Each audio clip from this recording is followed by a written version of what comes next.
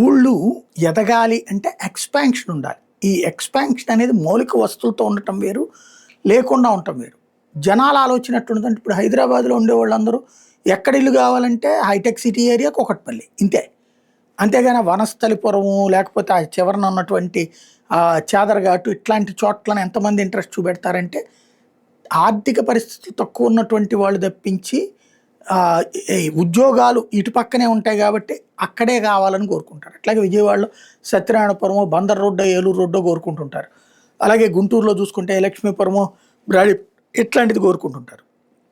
కానీ మధ్య తరగతి ఏం చేస్తారంటే శివార్లలో దొరికేటటువంటి కాస్త తక్కువ రేటుకి అప్పులలో ఏది బ్యాంక్ లోన్స్‌లో వచ్చేటటువంటి ఇళ్ళకి ప్రయారిటీ ఇస్తారు. అలాగా నగరాలు ఎక్స్‌పాండ్ అవుతాయి.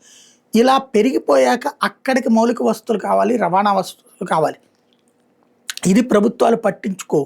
ఈ ఊరు మధ్యలో మీరు చూడండి విజయవాడ సత్యనారాయణపురం ట్రాఫిక్ ఎట్టుంటది, హైదరాబాద్ కూకట్పల్లి ట్రాఫిక్ ఎట్టుంటది, గుంటూరులో బ్రాడీపేట ట్రాఫిక్ ఎట్టుంటది. కదలలేని పరిస్థితులు ఉన్నా సరే అక్కడ చుట్టూతోనే మొబిలైజ్ అయిపోతుంటారు. వెళ్ళడం కూడా ఊర్లో అట్నుంచి అట్లాగే వెళ్ళాల్సి వస్తుంది. అట్లా కాకుండా ఇప్పుడు కేంద్ర ప్రభుత్వం ఏం చెప్పిందంటే ఈ ట్రాఫిక్ కష్టాలు తీరాలంటే ఔటర్ రింగ్ రోడ్లు, ఇన్నర్ రింగ్ రోడ్లు వేయాలని.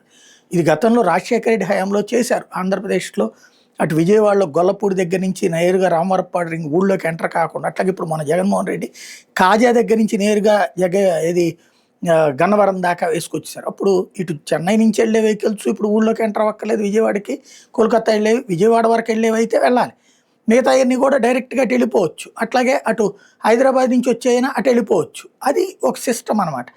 ఇలాంటి సిస్టమ్ని ఏర్పాటు చేయడం అన్నటువంటిది ఇప్పుడు కేంద్ర ప్రభుత్వం నిధులిస్తోంది కాబట్టి రాష్ట్ర వ్యాప్తంగా ఈ విధమైనటువంటి ఔటర్ రింగ్ రోడ్లు, ఇన్నర్ రింగ్ రోడ్లు వేయడానికి రాష్ట్ర ప్రభుత్వం సిద్ధమవుతోంది అన్నటువంటి విషయాన్ని ఏదైతే కేంద్ర ప్రభుత్వ పాలసీ అర్బన్ డీకంజెషన్ పాలసీని అమలు చేయాలని నిర్ణయించుకుంది అన్నటువంటి వార్తని ఈనాడు హైలైట్ చేసింది అనమాట.